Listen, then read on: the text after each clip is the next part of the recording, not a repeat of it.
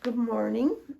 We're coming to you from outside of Eaton for West Elkton Friends, and I am Lee Tolton, and on March the 14th, we will be starting to meet again in person at the meeting house, and we'll be using masks, and we'll be using hand sanitizer, and everything will be there for us to take care of one another. We've got some N95 masks coming too.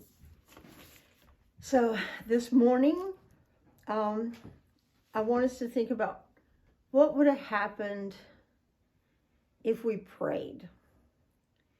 I'm looking at basically the transfiguration, and I'm going to read the words out of Luke 9. But it's also in Mark 9 and in Matthew 17. And Luke says it happens 8 days after they had some healings happen. And the others say it's been 6. But Jesus takes Peter and James and John, and they go to the mountain with the idea that they're going to pray. And while he was praying, the appearance of his face changed and his clothes became dazzling white. And suddenly they saw 2 men, Moses and Elijah, talking to Jesus. And they appeared in glory and were speaking of his departure, which he was about to accomplish at Jerusalem. And then Peter and James and John were weighed down with sleep, and they had to fall asleep. They couldn't stay awake. So they had seen this glory of the Lord. They had seen the different people who were there. But they had also, if they had stayed awake, they would have seen the glory of the 2 men, Elijah and of Moses there. But as they were leaving, Peter said to Jesus, "Master, it's good for us to be here. Let us make 3 dwellings, one for you, one for Moses, and one for Elijah," not knowing what he said. And while he was saying this, a cloud came and overshadowed them, and they were terrified as they entered the cloud. Then from the cloud came a voice that said, "This is my beloved Son." And in Luke it says, "Listen to him." But in the others it says, "In whom I am well pleased."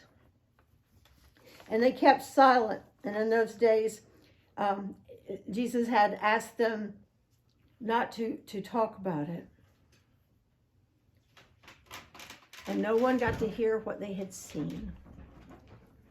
But what would have happened if, instead of being weighed down with sleep, they could have stayed awake and actually seen Jesus interact with Elijah and Moses? What if they had seen that? What if they had stayed awake when Jesus was in Gethsemane and could have prayed with him? I'm sure it would have brought them a lot more peace and a lot more joy and healing, more control, feeling like they were there for him. And those things are we don't know. We don't know how much of our life we've let go by because we haven't been mindful. What if we had a prayerful state of being? What if, instead of just saying, "This is my beloved Son in whom I'm well pleased," what if it was all of us? What if we all could be listening to Jesus? How much more would we get out of life if we were mindful? So we have to look at what distracts us from praying or being in a state of prayer, or stopping to have a time of quiet and just either thoughtful contemplation or a time to just clear our minds. What encourages your prayer life? What makes you want to pray more? And what things do you need to move out of the way so that you can? Just think about the beautiful things you would see if you were more mindful. Think about how much you could connect with more people if you were more mindful. That you could see what was going on in their lives and feel what they're feeling. See how they're feeling more empathy, more compassion. So what would we do for others?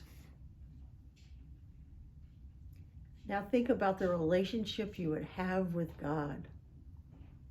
How wonderful that is. The amount of stress and mental illness would go way down. We would probably be much less reactive, much more open to one another, more able to respond.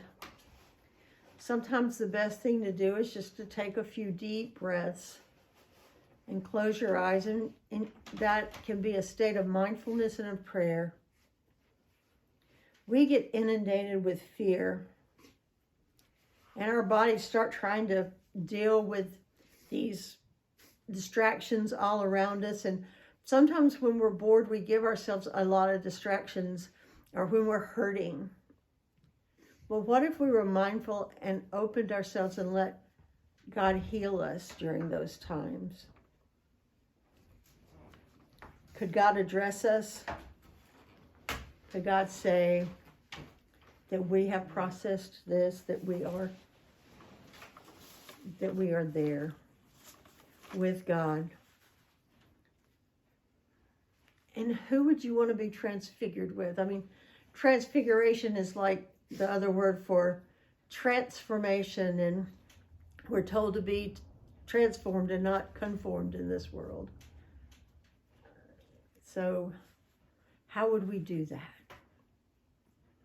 How would we open ourselves and transform our lives and allow God to transform us and make us beings of light, beings of spirituality?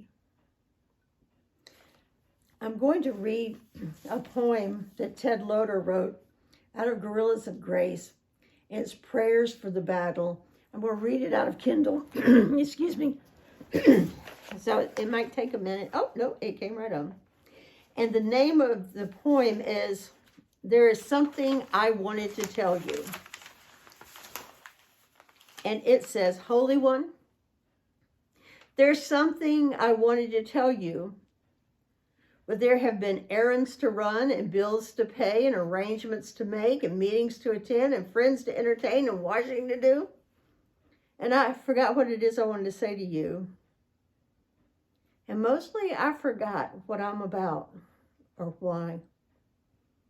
Oh God, don't forget me, please, for the sake of Jesus Christ, Eternal One. There's something I want to tell you, but my mind races with worrying and watching, with weighing and planning, with rutted slights and pothole grievances, with leaky dreams and leaky plumbing and leaky relationships. I just keep trying to plug that up. And my attention is so preoccupied with loneliness, with doubt, with the things I covet. I forget what it is I wanted to say to you and how to say it honestly, or how to do much of anything. Oh God, don't forget me, please, for the sake of Jesus Christ. Almighty One, there is something I want to ask you, but I stumble along the edge of a nameless rage, haunted by 100 floating fears of terrorists of all kinds, and of losing my job, of failing, of getting sick and getting old, or not getting old, or having loved ones die, of dying, of having no one to love me, not even myself, or not being sure who I am or that I am worth very much. And I forgot what the real question is that I wanted to ask, because I forget to listen anyway, because you seem unreal and far away, and I forget what it is I have forgotten. Oh God, don't forget me. Please, for the sake of Jesus Christ.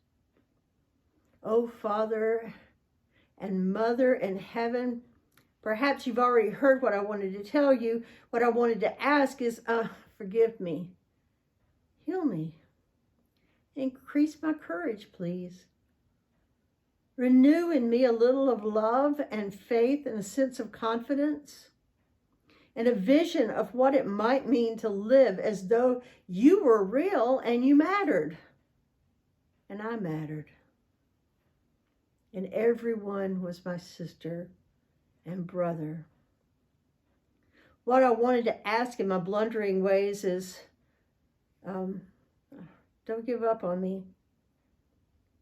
Don't become too sad about me. Laugh with me. Try again with me. I'll do it with you too. What I wanted to ask for is peace.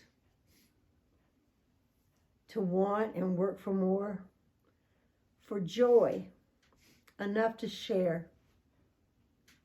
For awareness that is keen enough. Do I sense your presence here and now, there and then, and always.